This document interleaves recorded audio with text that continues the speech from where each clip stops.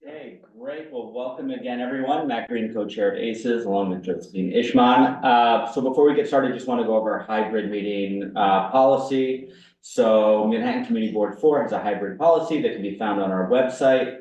Board members are expected to attend meetings in person unless they have a disability or an extraordinary circumstance. Excused members and members of the public will still be able to participate virtually. Members who are joining via Zoom must leave their cameras on. This meeting is being streamed live on our YouTube channel and a transcript is being recorded. And then just very quickly, just one update to our agenda in place of the Columbus Branch Library. I'm going to give a quick update on, there was a sort of a webinar between Chancellor Banks and the DOE and Councilmember Eric Botcher. It is on his YouTube and Facebook social media if you want to go back and watch the recording of the video, but I was just going to give a quick update on some of the questions that were asked by some of the public. That's the one change to the agenda. We also would like to make some introductions and welcome our new members. So I guess, we'll all just go around so everybody can start. Sure. So Matt Green, I've been a community board member for about 2 years, became co-chair earlier this year. I live in Hell's Kitchen. I'm a public school parent and just welcome to you both. It's really great to have you both on our committee. I'm excited to have new members. And so, yeah, just looking forward to working with you and digging into some of our issues. Great. So I'm Josephine and I'm also co-chair. I've been on the community board for about 5 years. I think I started the first year as a public member. And I really came on because my daughter was in school and I was part of the CEC, which is the Community Education Council, and just wanted to know how I could help more the schools on the west side. And I've been co-chairing for since last summer. And I think one of the goals that I'd really like to see this year is to help to see what we can do more with the arts. So I'm very excited to have our new members here, and I'll pass it to David. I am David. I live in Hudson Yards. I've been a member since I think 2011. I'm not sure. I'm Wendy. I've been a member, I think, about 6 years, and I live in Chelsea. It's good to meet you all. I'm Max 16. Just became a member this month, I guess. It's been great so far. I live at Hell's Kitchen, lived there for about 6 years. I started off my community service really by my block association, got addicted when I saw the flyer for free coffee, and I kind of never stopped. From then I joined a bunch of community organizations, the J. Harvey Fireball. It's an all volunteer fireball. We teach kids about local history, about the maritime culture that New York City has. It's about for the west side. We get free tours. Then I started working for the city at the Parks Department. I still work for the Parks Department. It's a great job, but there's so much more that I could do outside of parks and that I want to help with, and this could really help with that. Thank you for welcoming me. Hi everyone, I'm Salvador Munoz. I use any pronouns, and I'm the Director of Public Programs at Poster House, which is on 23rd Street between 6th and 7th, and it's the first and only museum in the United States dedicated to the art and the history of the poster. I'm also a proud Bed-Stuy resident of over 12 years, and I bring over a decade of experience in the arts and culture field as an artist and arts administrator, and I am very excited to be in service to the board's mission. Please let me know how I can be useful. Thank you. Thank you. So I think, Leslie, I'm sorry. Yes, please, Leslie, can you introduce yourself? Hi, of course. I'm Leslie Bogosian Murphy. I am a member of ACES. Obviously, I'm also on Waterfront Parks and Environment Committee. Thank you. And welcome to the new members. We can talk later after the presentation about, what we'd like to see from this committee in the fall, and maybe just. Josephine or Matt, did you want me to go, or were you guys still doing house business? Oh, yes. You're welcome. You're on right now. Greenwich House, welcome. I was just going to introduce myself as Darren Block. I'm the CEO and Executive Director here at Greenwich House. Hi, how are you? It's great to have you. We're ready for you. Thanks for the invitation. I'm also joined by my colleague and our Chief of Staff here, Lindsay Cosgrove, who's on the call as well. Josephine and Matt, did you want me to get into some general overview, or do you want me to maybe attack a couple questions you guys have? A general overview would be great to start with, sure. Sure. Thanks for the invitation and really neat lineup of members that you guys have there. A ton of civic minded and government involved. So pretty cool to be talking to a lot of colleagues in the work. Like I said, my name's Darren Block. I'm the CEO and executive director here at Greenwich House. I joined the organization about 4.5 years ago, just before COVID. And for those who don't know, Greenwich House is a 122-year-old settlement house located here in West Village, Greenwich Village area of Manhattan. We serve our catchment area, I'd say, is roughly 14th Street down to Canal, west of Fifth Avenue, but in reality, we have many of the 22,000 neighbors we serve are really from all parts of the city, all 5 boroughs. And if you do a heat map of various services, you'll see areas and neighbors coming from well up and down the west side of Manhattan, throughout the east side and northern Manhattan, and really through Brooklyn, Queens, and South Bronx. The nature of our work is in a settlement house tradition. We're multi-generation, multi-service, multi-site providers of a range of traditional health and human services, along with arts and enrichment and education services. So what does that mean? And what does that look like? We run 4 pretty traditional older adult centers spread out throughout this area. We run a workforce training center actually focused on older adults and aging neighbors in this area.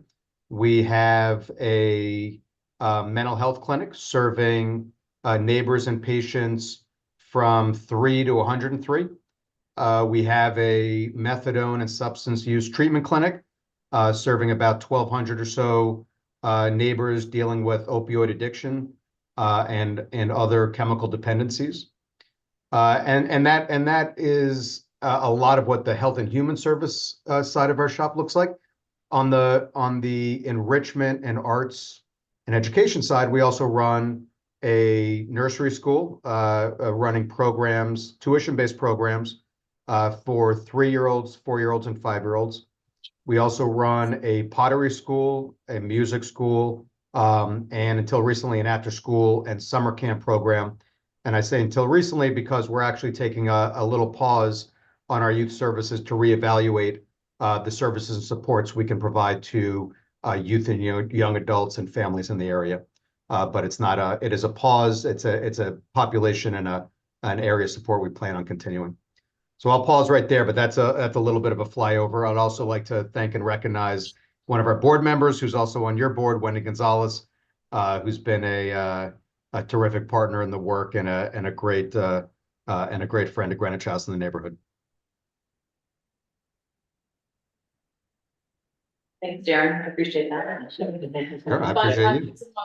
Collide. This is great. I would add that, as Darren mentioned, it's a 122-year-old organization, has buildings across the village and throughout. It's kind of mind-boggling when I first spoke to Darren and learned about the organization. But one of the reasons I definitely wanted Greenwich House to come and present here is just, I think it's good for us to know some of the breadth of what's available. So some of those health and human services related services. But then also just things like even the music school and the pottery school. So when I talk about like ways to engage the community, obviously Greenwich House has physical spaces, and pottery has been in the village, but now has an annex on 14th and 8th, so right over our side. So they do a physical space in MCB4. But thinking even now about like poster house and like parks and just ways to also just bring a lot of the services that Greenwich House has run for decades. How do we bring more of those into the community? Which I think would be a benefit to the community, I think would be a benefit to Greenwich House as well. And then through that, you also get that opportunity to raise awareness around some of these other services like the Older Adult Center, which is amazing. And included in that is an umbrella of a ton of different activities and services for older adults, things like that. So, that's just like a. Yeah, and if I can build on that a little, Wendy, one of the things I'd say, and I'm sure you guys have a close and friendly relationship with our partners at Hudson Guild and the such, but Wendy, exactly to your jumping off point, when we talk to our friends at Community Board 1, Community Board 2, a lot of what we also talk about are, if the community board is a ultimate, and I spent 7 years on CB6. I grew up on the Upper East Side and spent some time at CB6 when I was living on 24th Street. And I say, my sense, if the community board is both a place to really hear a lot of what challenges going on around the neighborhood and a space for our neighbors to develop their, some thoughts on needs and wants, I would say the social infrastructure of nonprofits like us or like Hudson Guild are tools to help address those in a much more direct way. Obviously, you have city government in its most formal ways, whether that's small business services or parks department or HRA, ACES, such like this, DOT. But for us, multi-service, and really the neat thing about settlement houses, and Ken and his team is also a settlement house. There are very few things that do not fall within the four corners of what our mission allows us to adapt to try to help. And so quite literally, our mission is to continue to respond to the evolving needs of our neighbors and neighborhoods. And so, the kind of community needs assessments and the reports that you guys put out to us is a roadmap. And I regularly refer to those documents and the work you guys do as a roadmap to the types of things we should be thinking about. But what I'll stop and say, and just Wendy, back to your point, is you all as community board members identifying needs and wants. And it's not saying we're always going to have something that we can turn around right away, but it is quite literally the fuel that helps drive our creativity in terms of what we're doing. And so I'd always welcome hearing from you all throughout the course of the year if there are shared areas of interest where you think Greenwich House, our services and our expertise can help. Thank you so much, Darren. We really appreciate you joining us this evening. We'll turn to the committee for some questions. And Wendy, thanks again for making the introduction and inviting Greenwich House to come and speak about their programming and services. Darren, could you remind me or tell us where the Pottery House is located? Because is that something that's new for you all that's now in Community Board 4, or is it below 14th? I'm just trying to figure out exactly where that is. No, you're spot on, Matt. So traditionally and historically, our pottery and our historic pottery school is on 16 Jones, which is about 4 blocks or so west of Washington Square Park. What we had been experiencing, and it's been there for 90 years, what we had been experiencing over the last 10 to 20 years was really extended wait lists for those classes. And so in order to try to kind of meet the need and the demand along this West Side corridor, we kind of took a little bit of a flyer and opened up a new space on West 18th Street at the corner of 18th and 8th.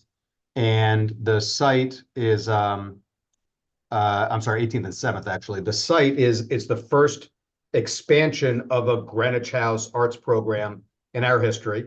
It's several thousand square feet of our new pottery annex space, which is largely catering to beginner and intermediates, individuals and groups, corporate and otherwise. And it's giving us a kind of a whole new footprint, both in terms of the West Side geography. So to your point, creeping into your guys' area a little bit, but also just giving another location for our neighbors to, experience art and their hand at clay. That's great. Well, welcome to the neighborhood, even though you've been here for 120 plus years. And then you're also doing some work with the Guild on workforce development and the West Side Coalition. We had the Hudson Guild come in a few months ago, and they spoke about that program, so our committee is somewhat familiar with what's going on, but you all are involved in that effort as well, correct? Yeah, and we are, and I think it's you know, what I've taken pains to do, and I think what our team is very sensitive on is there's so much need out there and there's so much to do. We really don't want to kind of step and duplicate services, but we want to figure out where we can complement services and kind of tie in and align with expertise or connections folks have. So the West Side Workforce Coalition, I think, is a terrific example of where I think Ken and the team there, you know, are this very well-known entity to a lot of the neighbors throughout you know, Chelsea houses and some of the NYCHA sites in your guys' area and beyond. And so, and in parallel, Greenwich House actually launched this workforce training site, about 5,000 square feet at our main location at 27 Barrow. And so the integration and the connections that we made is Ken and the Hudson Guild team are really acting as a front door. And they're acting as a front door for neighbors and friends who are looking for to understand how they can find work, how they can upskill in the work they're doing, and what Ken and Hudson Guild are doing is really being kind of a point of entry, getting an assessment about needs and wants, and then making a nice warm handoff to Greenwich House, where some of our training programs are acting in response to what we're hearing coming out of the Hudson Guild team and beyond. We're also talking to partners like Google, like Pfizer, like Amazon, like and then folks like Eric Botcher's office and the councilman's office, who are also acting as a bit of a sounding board to understand what kind of programs and trainings we should begin offering. The only other thing I'll say about that partnership and relationship is the approach that Greenwich House took to workforce training is a little bit different than traditional workforce programs in the city. The vast majority of workforce training dollars historically has gone to youth and young adults. And I think all of us can understand why in a lot of ways in terms of trying to help connect a young adult on their educational journey and their growing journey to understand what jobs are available to them. Unfortunately, the result of that has been that for our older workforce, our aging workforce, resources have historically not been there to help keep people in the workplace, adapting into the workplace, or coming back into the workplace after some prolonged absence, whether that's because of care of a child, care of a parent, or something like this. And what we're finding, or at least what we found at Greenwich House and what we suggested to our friends in government, is that we're really kind of losing out on our most experienced workers, our most acculturated workforce, by not giving some kind of time and attention to that segment. And if you and there was a time when employers, and if anyone here is an employer, I'm sure you kind of have this, there was a resistance to investing in someone who might not be around to work for 10, 15, 20 years. Well, the reality these days is no one is staying with an employer for 10 or 15 or 20 years. You're staying for 3 to 5. And it is a perfect time for us as a society, as an economy, to really help employers build up their workforce and help our older adults who either want to work or need to keep working later in life, skilled and up to speed there. So anyway, it's been a really great partnership. We're still early days in it. It's still only a year or so old, but it's been a nice linking of resources in our neighborhood. That's great. Thanks, Darren. I really appreciate the perspective too, that you're bringing to that whole initiative. Yes, that was fantastic. Thank you. This is such a great resource. I'm curious to know what are you seeing as the biggest need of all these services that you provide, and then where do you get your funding? The biggest need in a city with some pretty prolific needs is always a tough one. My perspective is that I think the challenge of our day is probably around mental health and wellness. It is, I think about it as a challenge multiplier. I don't think there's a social issue you can spot today that doesn't have a mental health component to it. And so whether that's educational attainment, whether that's homelessness, whether that's our criminal justice system, and certainly the effects of that, you know, that you're seeing of a mix of all that in terms of our quality of life in our neighborhoods when we're all experiencing neighbors who are frequently dealing with you know, some serious mental illness.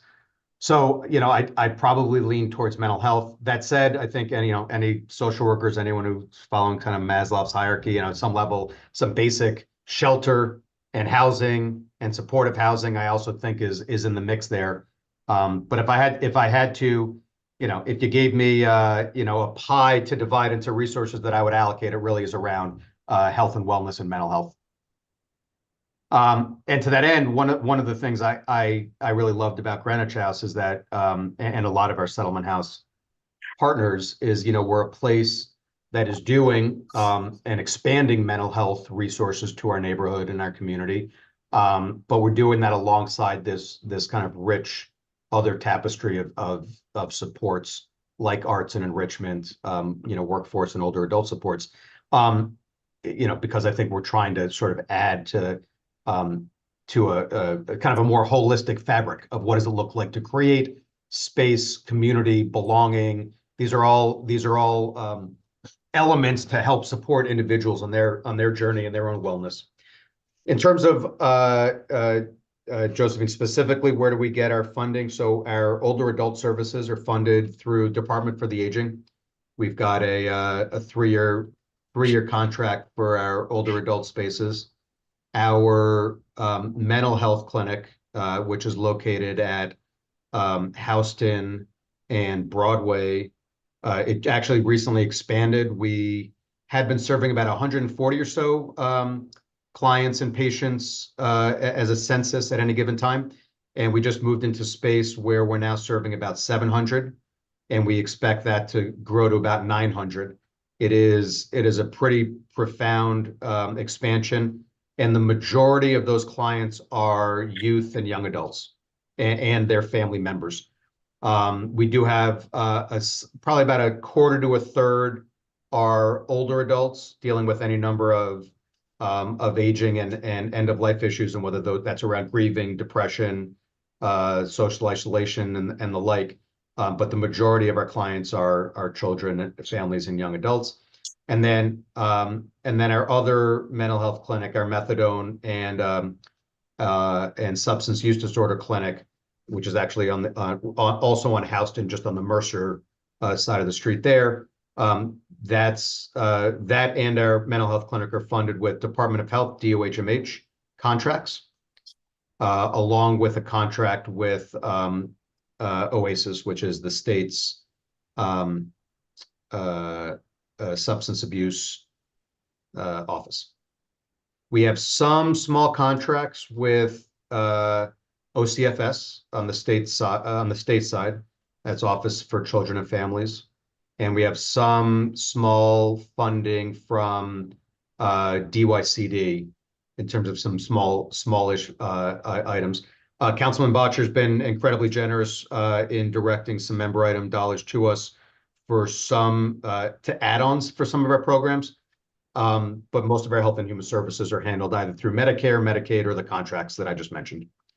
On the other side of our house, the kind of a social enterprise, if you will, our youth and arts and education, almost all of that presently is being funded with tuition dollars, fee-for-service dollars. And but I say presently because one of the things that I've been working towards and that our board has been working towards is to try to get a little bit closer to our historic model. You know, Greenwich House, as many of our settlement houses came up in the early 1900s, where this area was the densest immigrant population in the country, coming into the West Village and Chelsea areas.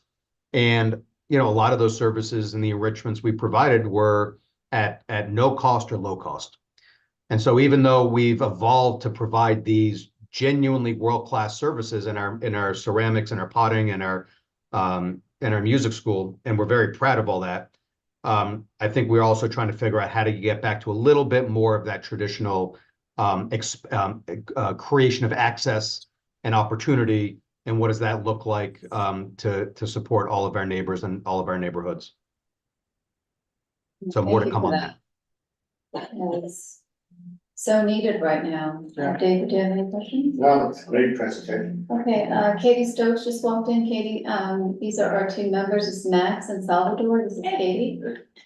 Yeah, I had a couple questions. Thank you. This is really a great presentation. Sorry, I missed the beginning of it. I had a couple questions. So you mentioned that, I guess the pottery program is like oversubscribed, super popular. And I was wondering, what about your other programs? Both on the social sort of arts side, but also on the social services side. Do you have long waiting lists? How does that work? Yeah, no, appreciate that. I would say on our older adult services, we have capacity. We're busy in our spaces, but there is room to grow. And I'd say Katie, is that what I heard? Yeah. Katie, yeah. So Katie, particularly, one of the most popular offerings, this is probably not news to most of you guys on this committee, is around nutrition and food, providing lunches and meals. And so we have capacity for more of that. I'll give you some numbers. We've got 2,000 registered members in our older adult community. Wow. About a little over 1,100 or so, I would call kind of frequent flyers. They're with us at least once or twice a week. And the others are coming in, they're getting our newsletters, they're coming in when there's a special program or something like something that maybe grabs their attention. They're coming into maybe something once a month or so, or maybe a little less often. This is one where we would be excited, and we're constantly asking ourselves, kind of, how do you bring more older adults into these spaces? And it's an amazing conversation around what does it mean to create, sort of space-based planning. What does it mean for people to feel an authentic sense of belonging and that this is for them? And it's interesting. I'm of two minds, and I'm curious kind of where you guys come out. On one hand, there are precious city resources, how we spend our government dollars. There's so much need. How do we choose to focus? And for instance, on older adults, should the focus be on older adults who are truly in some kind of desperate need of health, wellness, socialization, connection? Or should we be looking to create spaces that are more broad in their sense of attraction, meaning that really creating the entirety of our communities in these spaces? Obviously, the goal is to try to create both, but with limited resources, for instance, should I be offering as many language classes? We offer classes every week for people who are wanting to work on Italian or French or Spanish. Should I be transitioning those dollars to case management and to outreach for some of our older adults who can't come in? Right now, we're able to serve all those things. I don't have a waiting list for case management, thankfully, but I bring it up as the type of question that we ask ourselves all the time when we're trying to provide our services. In terms of our other sites, I said, as I mentioned, we're in a growth posture for our mental health clinics and our addiction and substance misuse clinics, but we are probably within a few weeks or a couple months away from probably getting to our max census. So we moved into new space, we added staff, we were able to grow, and my guess is that the demand we're seeing around our city, we're going to get to our census capacity within a few months. The music school has a little bit of room to grow. Post-COVID, our numbers came down a little bit as we saw neighbors, particularly neighbors with families, leaving the city and leaving the area. So that's got some room to grow. And our workforce training space is only about a year old. So we've got a little bit of room to grow on that one. So we have some room to grow, but mostly it's because we keep adding new space and new programs. And so sort of letting the system and the demands catch up to the space expansions that we've undertaken. That's really helpful to understand. That's great. And then just my last quick question, you mentioned that you're charging for most of the, social and arts services. And I just wondered, do you currently have, I don't know what you call them, scholarships or something? Scholarship and available? financial aid. Yeah, so that is available for a certain percentage or something? It is, yeah. Yeah, we do at least $50,000 a year in financial aid for pottery, music schools, somewhere between 50 and 80,000. And our nursery school is usually somewhere around 150 to $200,000 worth of scholarship that will extend. It was a similar number for our after school and summer camp. That was about $50 to $60,000 a year. So we have done that. What we're finding is that these were programs that had been this kind of fee-for-service model for 20, 30, 40 years. So if you think about the trajectory, 100 years ago, most of this was all free, built off the back of philanthropic and community support. That evolved several decades ago to be more fee-for-service. And what we're finding now is kind of an intersection of two things happening. One, the models in terms of the structure to keep relatively low cost pricing for these kind of enrichment services is starting to just go beyond the means of what kind of a middle class family could afford. And so that's creating some price pressures on who can kind of access these programs. And we're also confronting, I think, a real question about mission and vision. And is that really in line with our mission? So I think all of that is moving us to try to rethink, adding scholarship, adding financial aid, and bringing in new funding models that are maybe more philanthropic and government supported that can create more free programming. Super helpful. Thank you. Yep. Wendy, did you have anything else? Max? Actually, yeah. So these settlement houses seem like a pretty New York thing almost. There's a lot of them in New York. And is there a collective organization that unifies you all? And you guys feed off of each other, or how do you help each other out? Yeah, for sure. So settlement houses, their origin stories actually goes back to England. And right at that like late 1800s, the idea jumped the pond, and as you saw, a lot of immigrants, European immigrants coming here, that model kind of took hold. And the interesting thing is I think, and by the way, I had this misimpression as I was learning about it as well. But the settlement house wasn't that we were housing, say, immigrant neighbors that were here. It was that, picture, back in the early 1900s, like the Astors and the Schermerhorns and these like New York elite families and by the way, this was largely badass progressive women that were leading this, because there was not a place in the traditional kind of business space for that kind of entrepreneurialism and that kind of creativity to shine. And philanthropy really was the beneficiary of these amazing women who would come into these neighborhoods and they would settle for a week, for a month, for a couple months, and bring their their kind of gilded attention and friends and wealth and resources into the neighborhood. They would settle in these areas. So that was kind of the origin story. Yes, there is an entity that binds us all together. It's called United Neighborhood Houses, UNH. And they're about, I'm going to get this number wrong, but something about like 42 or 43 of these settlement house organizations in New York City. There are actually about 52 statewide. A couple of them have popped up in the Syracuse area, Albany area.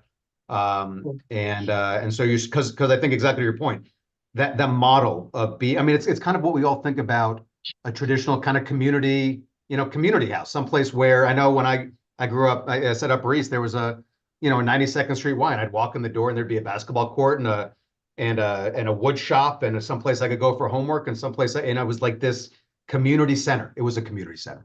And this idea of serving multi-generation, multi-services in one place, I often say it's the oldest new idea that's come back around in terms of something that works to build community around it. And I think we're all lucky to have someplace like Hudson Guild and Greenwich House that can be these hubs of community activity. And that's kind of I think that's our collective goal, really. Yeah, it's so cool. Under one roof, it's the entire life cycle of that person, from birth to the nursery to getting a job, in the old age. That's really incredible. Yeah, that's a lot of fun. Yeah, and I mean, these days, and I'm not telling you guys anything you don't know. I mean, real estate tends to be our biggest challenge as a nonprofit, and so for Ken to have a couple spaces that he has in partnership with the city, for us to have been gifted these 3 locations that we're the caretakers of. Other than having to deal with deferred maintenance that there's never enough money to manage, we're the beneficiaries of some great space. I think we have 2 more, Salvador and then Leslie. Yeah, Darren, thank you so much for a fantastic presentation. I've learned a lot about Greenwich House, which I wasn't familiar with before this meeting. I don't really have a question, but more of a response to one of your questions that you asked. It sounds like your organization is sort of wrestling with where does art and culture fit within the sort of like overall offerings that Greenwich House offers. One of the things that I would offer is that there's countless studies that point to the role that arts and culture plays and the arts and culture access plays to the overall health and well-being of communities. So when we talk about like direct service versus like arts and culture access, we oftentimes put them as like separate things and try to like place them within a hierarchy of needs, right? But actually, when we take a look at like what is a healthy community ecosystem, arts and culture plays like a vital role in that. And the fact that you can have all these things together from the cradle up until like job development is like really impressive. And I would just sort of like encourage you to sort of think about arts and culture from the framework of like a holistic, healthy community. Maybe it's not the immediate need, like, you know, people need jobs, people need housing, people need roofs over their heads, but we also need healthy, whole, rich communities, and arts and culture plays a really vital part of that. So I would encourage you to consider it as a part of your overall service mission, and not sort of like a extra. I'll give you one yes to all of that 1,000%. I appreciate you bringing it up because I'm not exaggerating when I say our Mary Simkovich, who was our founder here at Greenwich House. The original mission of Greenwich House literally talked about that a complete human existence is not made whole just by providing the most base services and supports, but it is made whole when you bring arts into someone's life and give them that outlet and that connection, and that it's one of the reasons why I think Greenwich House has fought so hard over the years to preserve a pottery space and an arts space and a music space alongside these health and human services, because the idea is not just that they're sitting alongside, but that they're integrated into it. So for instance, we are bringing our members of our older adult space into our pottery space for them to have that. We have a program called Healing Hearts, where we bring children from our children's safety program over to our music school for an extended summer engagement where they're working with dance and movement and expression on a whole range of their journey dealing with trauma. So 1,000% with you on the value and its importance. I think the tragedy is, despite the studies that you spotted and that we are certainly huge adherents to, we're still living in a world and in a system where we can't get Medicare and Medicaid to pay for so many different types of art therapies and approaches that we know now from a data-driven approach and from anyone who's experienced and gone through trauma and had an artistic outlet that's a real process. So I appreciate you spotting it and bringing it up, and I'm 100% with you on the value. Excellent. Leslie? I just had one question. Darren, thank you so much for coming and making the time. We're the arts committee mostly. So there's a little bit of a dichotomy, I think, and also throughout the city, of the social services and the music and the arts and I mean, at Greenwich House, the arts, the music is very expensive. I mean, I find it as a parent very, very expensive. I mean, extreme. I mean, it like challenges some of the Upper East Side, like music schools, with the costs, and it's quite prohibitive for, I would say, many of the families in our district. So I think you probably struggle with what we do is funding for the arts, right? Because I'm sure you're getting a lot of funding for the social services that you provide, or public funding, but maybe not as much for the arts, hence these high price points. What can we do though as a community board to help you kind of with the art money? Do you know what I mean? To like kind of pull it out a little bit. I don't know if we could do anything, but if you suggest anything to us, it would be wonderful. No, absolutely. So I'm 100% with you. And our price points for our arts and music and enrichment is troubling.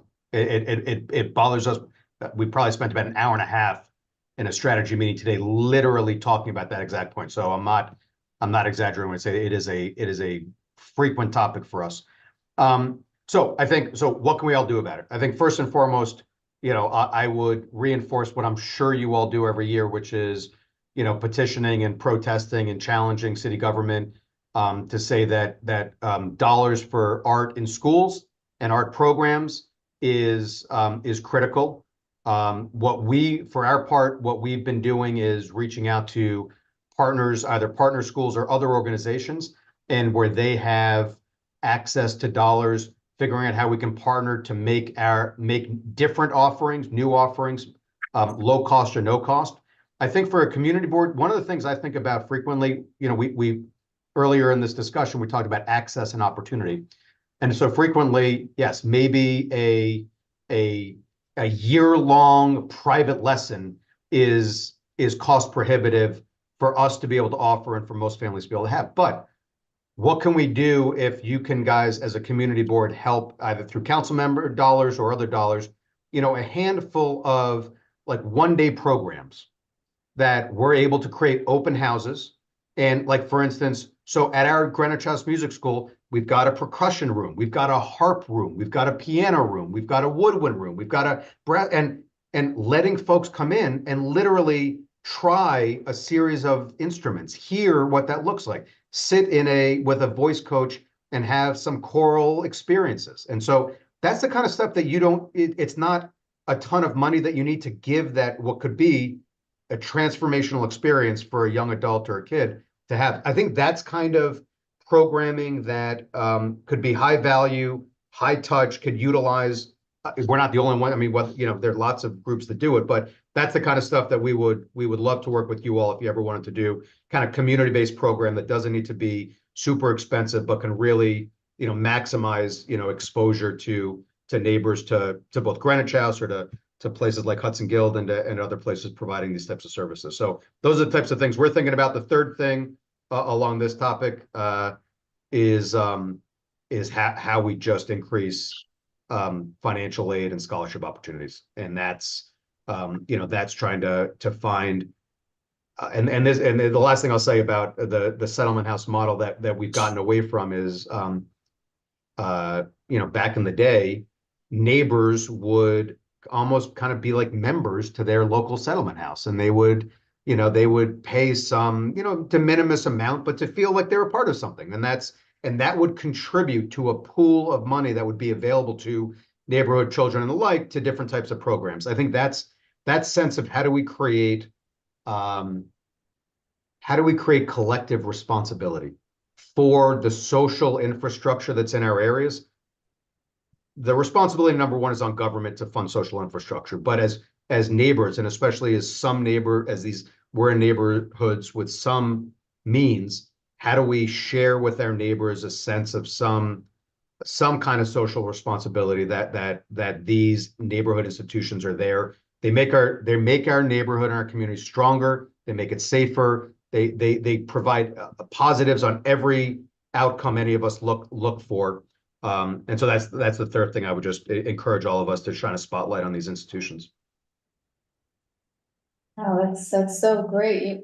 I hope you can do that maybe with this pottery center. I mean, it sounds like it's in such high demand, that area that it's going to be, that location. There have to be a lot of neighbors, I think, that might be willing to do something like that, some sort of membership, something. Well, perhaps during the committee's summer break, we can have an informal community meeting at the pottery, and you guys can have an hour sampler, get a sense of the space, and Wendy, what do you think? Can we get that going?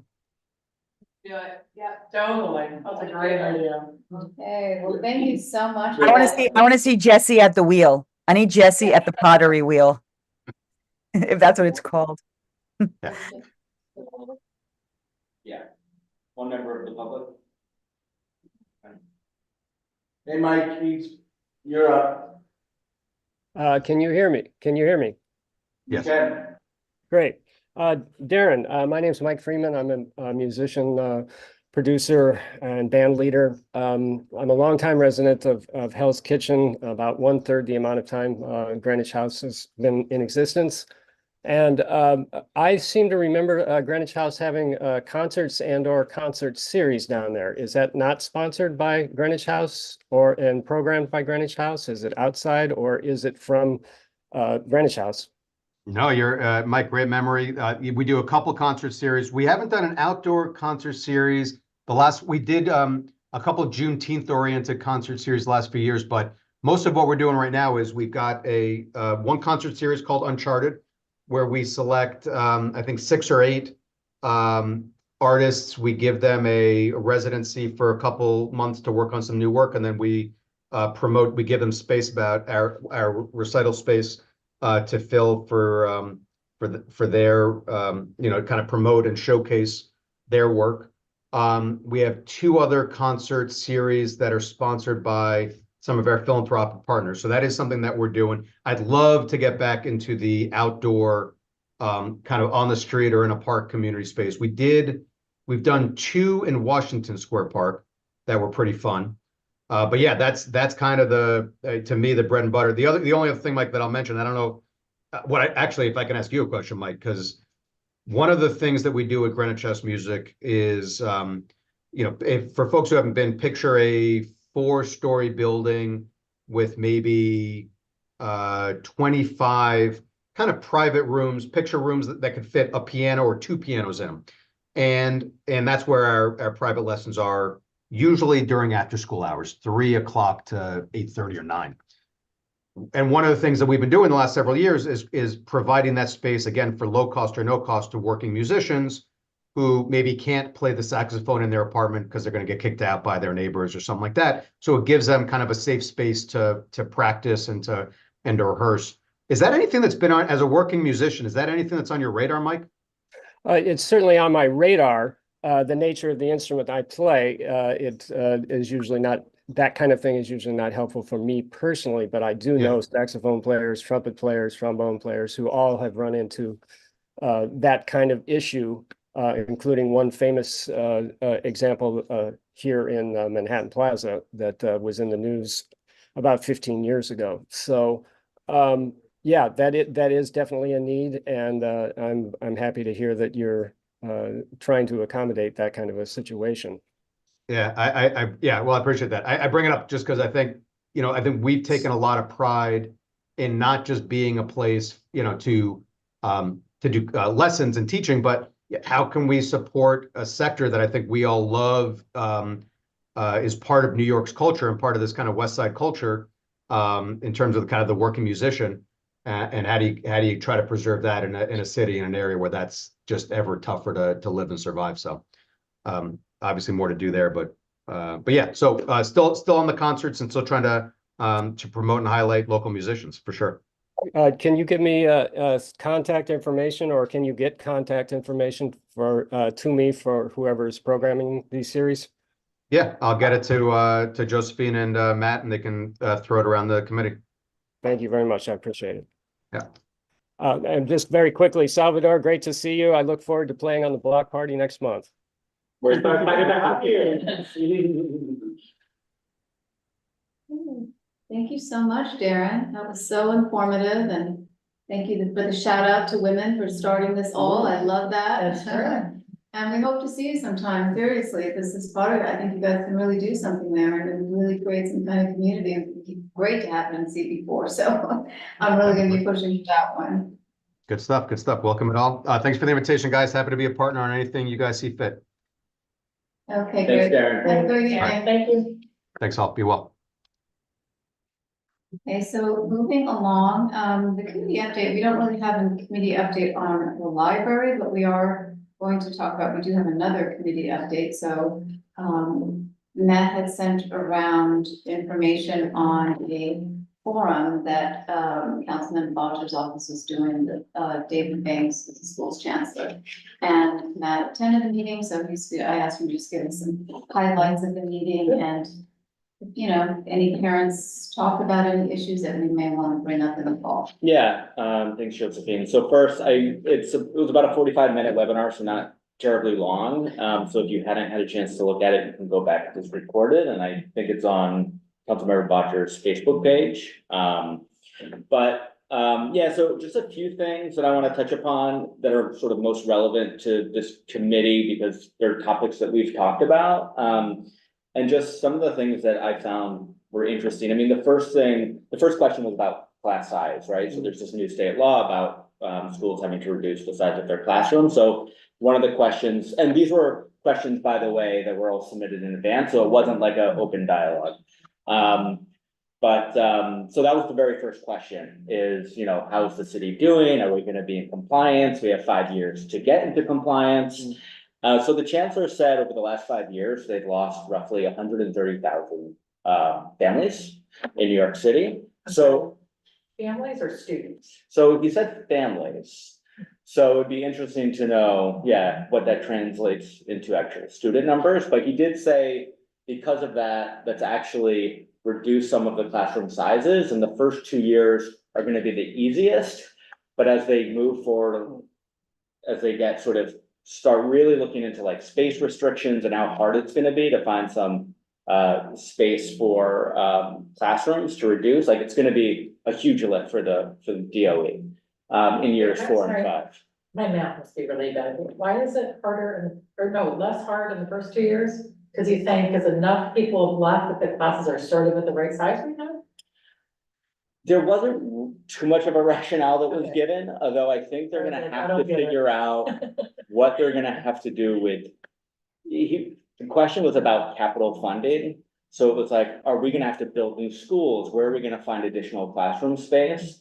And I think those are the sort of challenges that are gonna come up later in year 4 and 5, as they get closer to this 5-year deadline that they have to be in compliance with. Yeah, because I think over the 5 years, the classes are literally shrinking, right? So then by the time you get down to, I think it's 22 kids in kindergarten, don't quote me on that, but as it gets smaller, then you need to have More classrooms. Right. Exactly. Got it. So it becomes sort of like this Got space it. I see. challenge, yeah.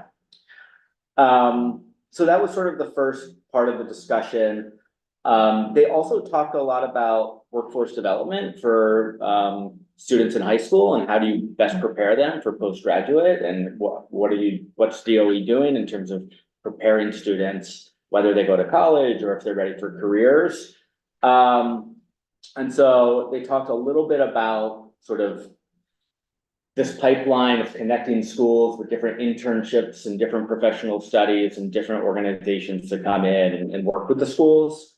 So I thought that part was, I think we've had some conversations about workforce development and more so about how it relates to sort of teachers and professional training, but there's a whole sort of initiative on the student side about how do you get students ready, post public school. Something that's District 2 specific is, and some of you may be familiar with this, about, what was it, 3 years ago? When did they eliminate the preference for District 2 high schools? That was A few the years start of COVID. Right. So that was brought up. This policy has changed quite a bit, but essentially, District 2 families lost the preference for high school admissions. And so a question was asked, what's going on with that? Is there discussion of bringing it back? And the chancellor is very receptive to this. It sounds like that preference will be reinstated, but it's very in flux. And so the council member said, are we going to anticipate more changes to that policy? And the chancellor said, yes, very likely. There's going to be continued changes to this policy, but overall, the chancellor is supportive of a District 2 preference for families that live here for schools, but wants to find some common ground because he hears from all different sides, from families who are strongly against the preference to families who are strongly supportive of the preference. And then just two other things I wanted to I'm touch sorry, on. Matt, can I ask you a question about that? Sure.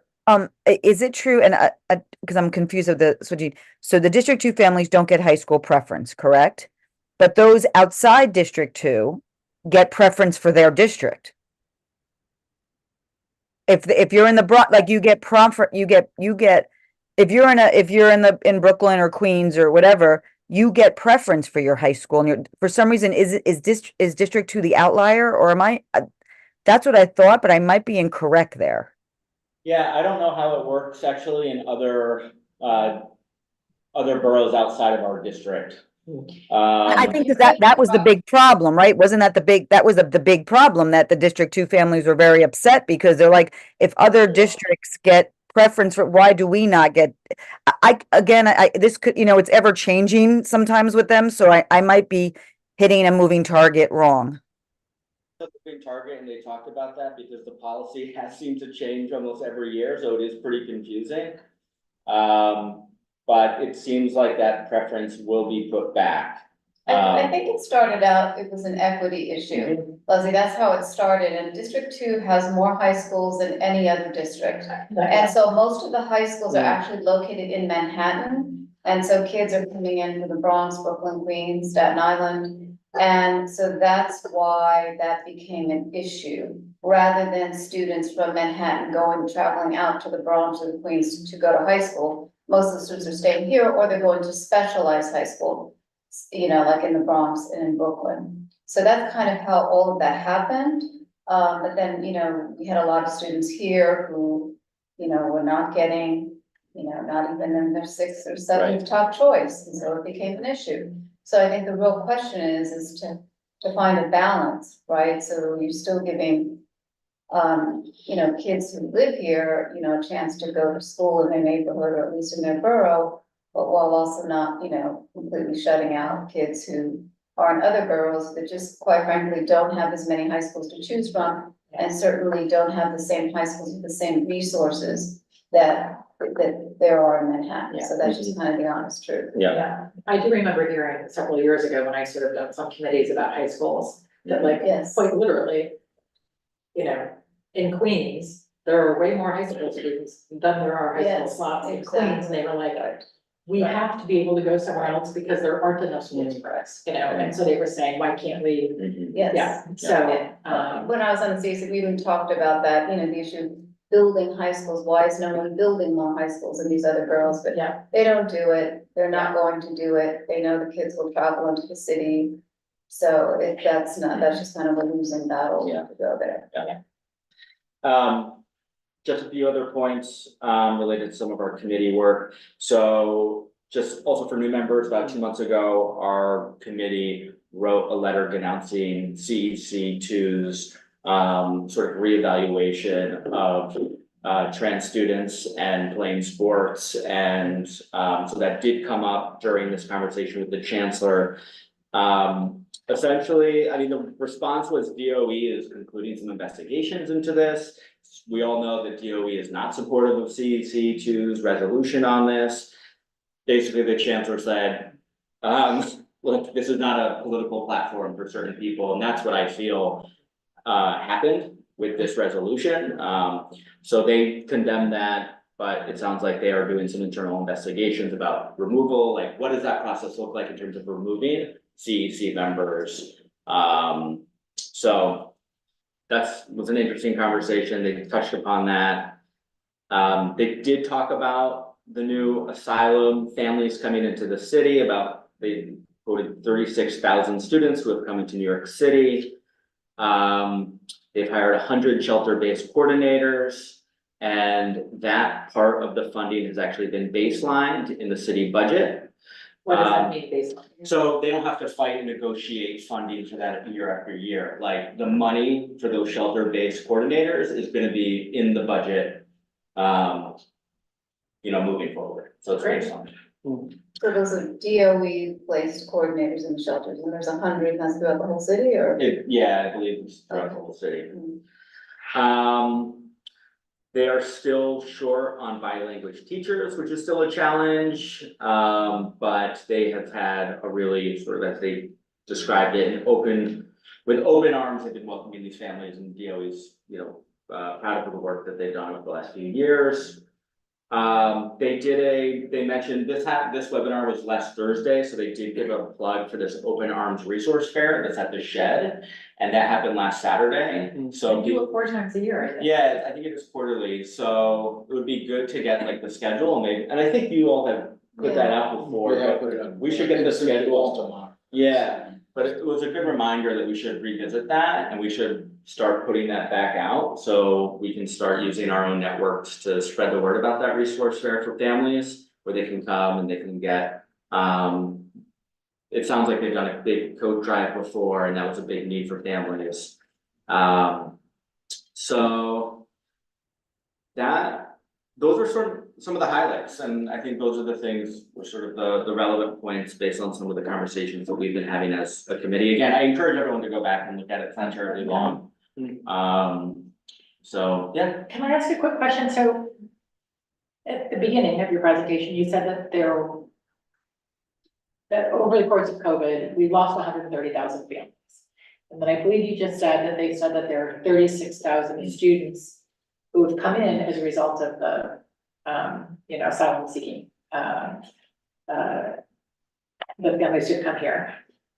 So one assumes that then, that's in a way helping in those schools, right, where the asylum seeking students have been assigned, that in those schools, at least their numbers have gone.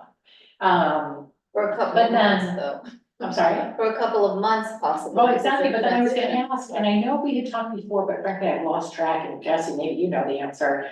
There was, I think we wrote a letter even, there was this whole issue about asylum seekers having to leave Yeah, after 60 days. 60 days. Yeah. And then we said, well, if you have kids and they're in school, can they stay instead of?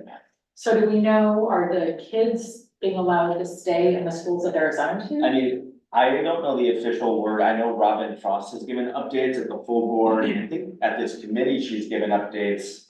And I think even Gail Brewer spoke about how no family would not be able to attend a school that they're currently at, despite the 60-day transition, like they would have the option to stay at their school. So they wouldn't be shuffled around from school to school after that 60-day period. It's DOE, students in temporary housing policy.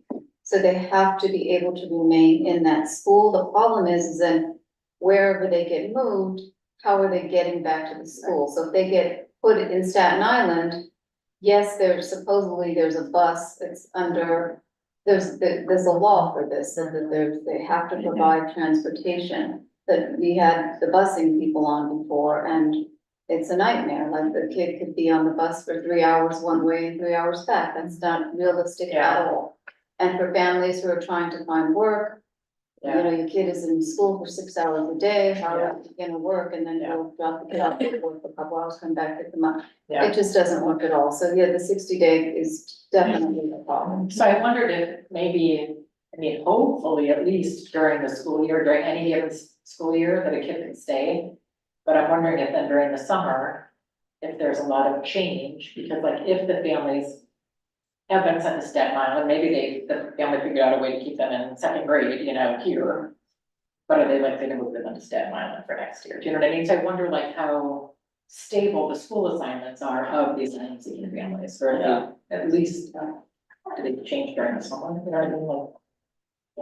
Like, interesting, okay.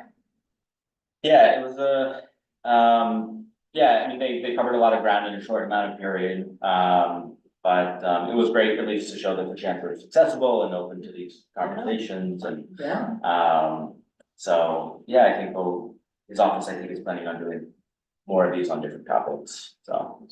And we should definitely follow up with our superintendent Kelly. Yeah, she was on as well. Very questions. Yeah. Oh, he was on? Yep. Okay, in the fall and figure out, because I think enrollment, like the budgets have to be in by October 31st, and I'll find out exactly what's happening with all of this.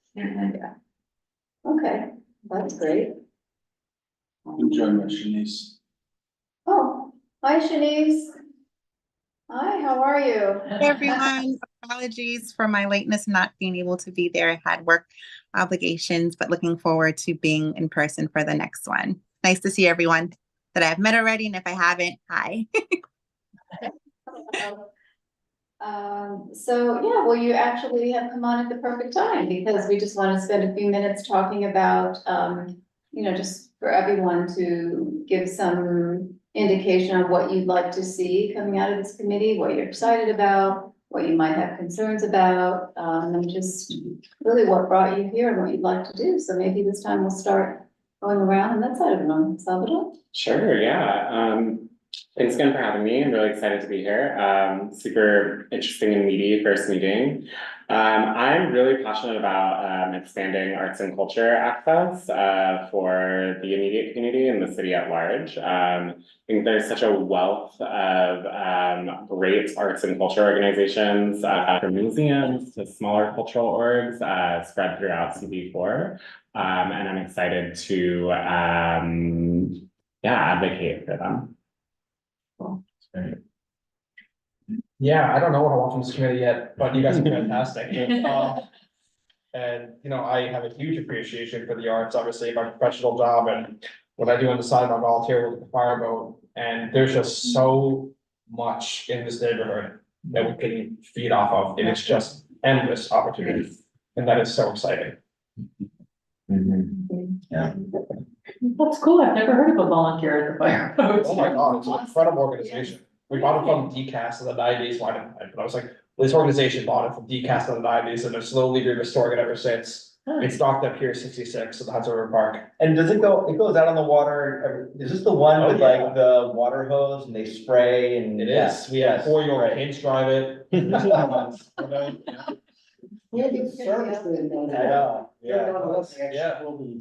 a fully functioning boat. All work. It really is a great resource for kids and it's so landlocked when they're afraid to kick in the harbor because it's expensive to think. Well, before the ferries, obviously, it's very expensive to get on the water, but now you get on the water for free with this old fireboat, which kids love, because we spray water everywhere. Right up at the Statue of Liberty. So it's just organizations like that people have never heard of. So, Right. And they're here and it's so visible. And that's what's exciting. Yeah. Well, I think one of the things that our committee can do that's helpful is like raise the visibility for organizations and like, Greenwich House has been around forever, but so much of their footprint is below 14th Street. And so really just sort of inviting them in and having them talk about the work that they do. I think there's tons of, like, our boundary shouldn't define necessarily our work because there's so much crossover. So if there are organizations, whether it's the Firehouse Boat or if there's other organizations, like we would love to have them come in. So think about, your experience day to day and sort of how you interact with the city. And we would love to continue to raise the profile for things that people just don't know about. There is so much that our community has to offer. So Yeah, I definitely want to give a platform for this. nice surprises too, like when the Port Authority on 40th Street did the faces of the Port Authority. Like that was such a great art exhibit and it livened up that street. Yes. That street is completely dead with no street light on one side, it's a brick wall. Yeah. But when they did that art project, they actually changed it for a few months and then it got disgusting, but before that it was great. A few months. Yeah, it was perfect. Right. Yeah, and we do art in the parks all the time, Yeah. but that doesn't have to be the only venue for this. And we were really strong partner with the arts department, and the parks department, but there's so much more we can do. Yeah. Great. I mean, I would echo all of that. I've been on this committee for 6 years and I feel like we always talk about, we need to do more for arts and COVID changed a lot.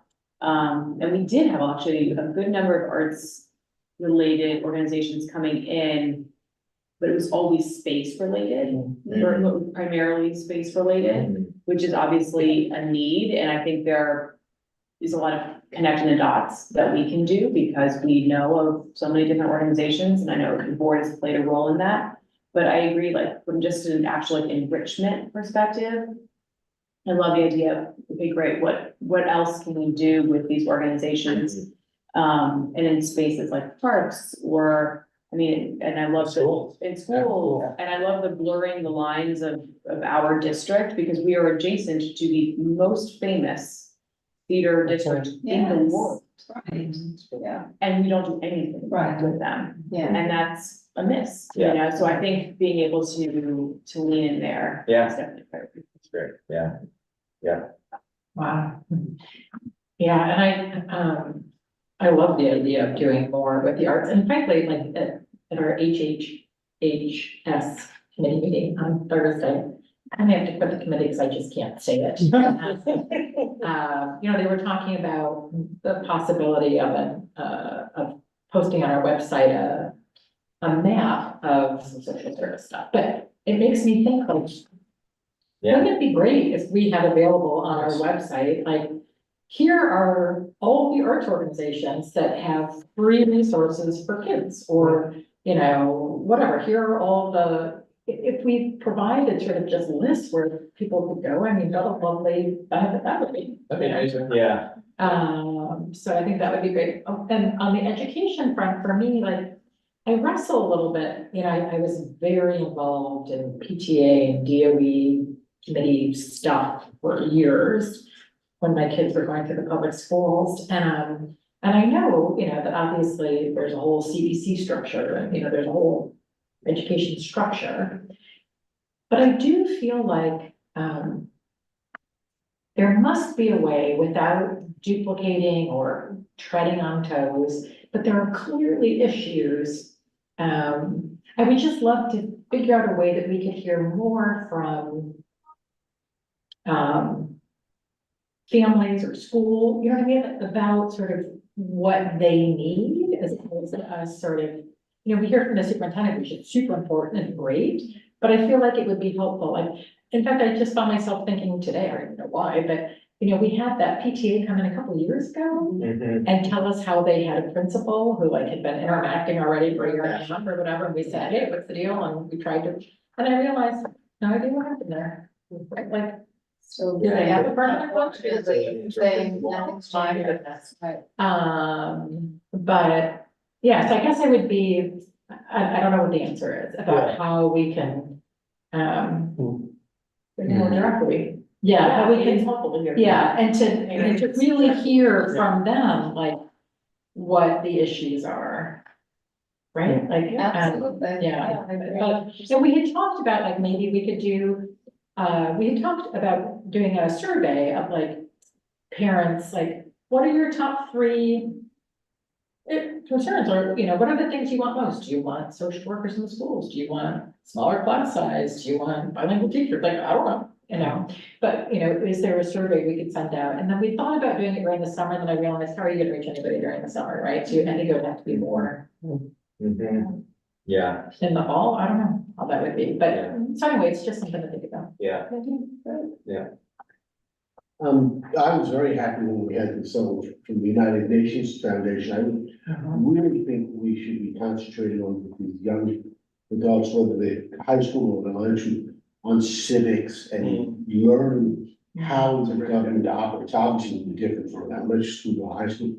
Also, maybe we could work with the Boy Scouts, Cub Scouts, the Girl Scouts, you know, because that not only gives people, they do like community badges to help people out, but they also have to do artwork, but they have to do, so, because I was a Cub Scout and Boy Scout, and I have 2 left hands when it comes to art. They still made it, You and me both, my friend. but they still made us do certain things and did certain things.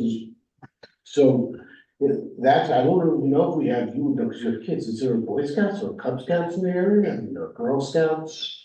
I'm sure there. I think there are some, Yeah. yeah. I mean, in the that's city, something- but- No, not the city, but now in community groups, Oh, there, yeah. that would be something, people, they'd be able to do urban stuff, and then also get out and do rural stuff during the school, so it would be a great dichotomy. That could also go on the list of, you know, organizations that are available for. Right, that's what I'm saying, I mean, I think like this Greenwich House happening, Girl Scouts and Girl Scouts, and even the Hudson Guild, and because I haven't heard of any of it. You know, I mean, we'd have to mind, I don't know if they still, they might do military stuff, but I mean, like, they can do archery, stuff like that, that we normally wouldn't get a chance. I don't know Archery allowed in the parks? I was gonna say, we're gonna, it makes me a little nervous. how. That's what I'm saying, they have rural, they have camps. Oh, they have got it. So Yeah. during the week or during the school year, they're Just doing don't ask whatever. me to walk through the park and be like dodging people trying to. No, it was great to have the UN Foundation come in and Yes. talk about how we can get young people more civically involved. And it made me think about, the group, the vote 16, like, Yeah, the voting that's age. and like following that legislation, and if there's opportunities for us to continue to advocate and plug into that, like, those are the things we should keep talking about. Well, they need to have how the government works with the states. So that's part of the legislation. Yeah, Yeah. exactly. They're That's mandatory. for young, like elementary school, because I don't know what they're teaching. I'm not saying that it's not, I just don't know. I have no Yeah. knowledge of what they're teaching in the schools. I haven't, been a kid in many years, obviously, so. Yeah, that's great. Well, I like the idea though about the Yeah. having scouts come in, I think that's a great idea. So I agree what everyone has said about the arts, and I think it's definitely something that we can do. And you're right, there's so much happening right here where we are, and like how we start to pinpoint these little, not little, but how we just start to make some headway and like identifying places and giving them space to come and talk and connecting them with our community. Every year we try to do, I don't know if we try, but Jesse can attest to this, we have a forum, right? Usually we do like one forum a year. And Leslie always does an amazing job moderating our forums. And last year we did one on cannabis and drug use in youth, and it was really, really incredible. And I think this year I'd like to see us do something on mental health. There's just so much happening, and even what Darren said, those numbers are just like really surprising of all the people who need mental health services, especially our youth. So I think that we could put together a really great panel on that. If we do mental health, you might want to contact the borough president, Mark. He's very big on mental health. Yes, good, okay, So, wonderful. okay. Yes, absolutely, we can do that. So yeah, that's what one of the things that I'm thinking about for this fall. Yeah, and one of the things I would love to do in terms of like seeing through some of these ideas is get the Department of Cultural Affairs to our committee. Yeah. And like they can talk about the work that they do with cultural organizations and see what kind of data they can already provide our committee based on, like, I know they would love to have a map of all the culturals and how that works. I don't think they have that, but it might be something that they're working on, and just how do we it would be good to have a conversation with them, and they can sort of come to our committee meeting, I hope in the fall, to sort of lay the groundwork for how do we continue to, engage more art organizations in our community. So that's what I would really like to do. I think online, Shanice, would you like to share any goals, aspirations, ideas, for our committee? Yeah, I mean, it's just kind of echoing what everyone said. I really love, Josephine, that you mentioned about the mental health. I mean, two things that I'm super passionate about are thoughts and mental health. So just as a kid growing up in the arts, who I was in the arts program. It's definitely something near and dear to me. So bring visibility to organizations that have different programs that are also accessible to all. Big thing for me too, making sure accessibility is important. So I love the idea of having a kind of warehouse of all of these different organizations that have different, because a lot of the times people just don't know, right? So getting that awareness there, I think, is super critical. And as far as the education goes, I will be honest, is kind of where I will lean on the other committee members. As a person that, number one, will haven't been in school for some time now, and I do not have children, so I'm kind of a little bit removed from what's going on in the education space as far as schools and education. So definitely here to learn more about what's being offered and some of the pain points that parents have within our communities. Thank you. Leslie? No, just echoing what everyone else said, I guess is a pretty good list. Yeah, Okay. So this was great. Yes, Yeah, this was yes. great to have, this conversation. Hopefully we can execute on a lot of these ideas over the next few months. We're not meeting next month, and then there's a Yes. break, official break in August. so 2 we'll- months off. Yeah, so enjoy the summer. Reconvene in September, so yes, there are no board meetings in August and, next month the meeting's canceled. So I feel like this is such a great team and I'm so happy to have you all here. I think that everyone brings different talent and gifts to this committee and I'm just so excited to work with you all, so. Should we I get just- a Alright, motion, someone needs to make a Oh, motion. I'm sorry, wait, Shanice, were you gonna say? had a quick question. I know you just mentioned we wouldn't have a board meeting until September. Is there happens in the interim, as everyone has been discussing some really great ideas? Is there anything that we will be in the next upcoming months up to that board meeting? Or is the board meeting like the next steps for some of the ideas that we spoke about today? So just for clarity, so Josephine was just talking about this committee, not meeting in July, so everybody, except for Salvador, who's a public member, is gonna be on 2 committees, so that there will be other committee meetings in July. For the other committees that you'll be appointed to as, and we're hoping to lock all of that in by the end of this week, so all new members will have both committees that they're aware of, and they're appointed to, so you'll have this month and then July, and then everybody will take a break, come back in September. Except for the folks that are on BLP who do meet in August. But yeah, so that, I think that answers the question. Yeah, and we Okay, haven't, yeah. we don't have an agenda for September yet. So if you have anything that you would like to see on the agenda, then definitely email and we can try to get those folks in. And for the existing members, you'll remember, and for the new members, you know that September and October are budget months. So Oh, you come yes. right back out of summer into, discussing what are you guys' committee's priorities in terms of what you want to submit for the statement of district needs and your budget requests, so, It's great, Okay. yeah. Thank you. We'll be sending like a follow-up email, probably talking about we'll that get it exactly. home. Yes. Summer reading. What Jesse just Okay. mentioned, always like these budgets are just interesting and they take a minute as Salvador, no. So we will be sending like a follow-up email with all that information and you can look at it before September comes. Perfect. Great. So we get a motion to adjourn. Second. Second. Alright, thank you, everyone. Thank you so much. Thank you very much.